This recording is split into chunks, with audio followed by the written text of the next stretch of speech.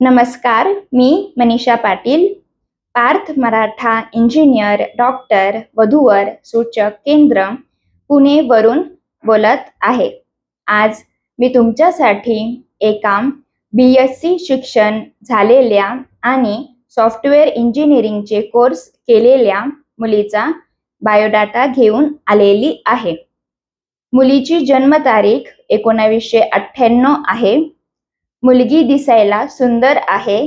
मुलीचा रंग गोरा आहे।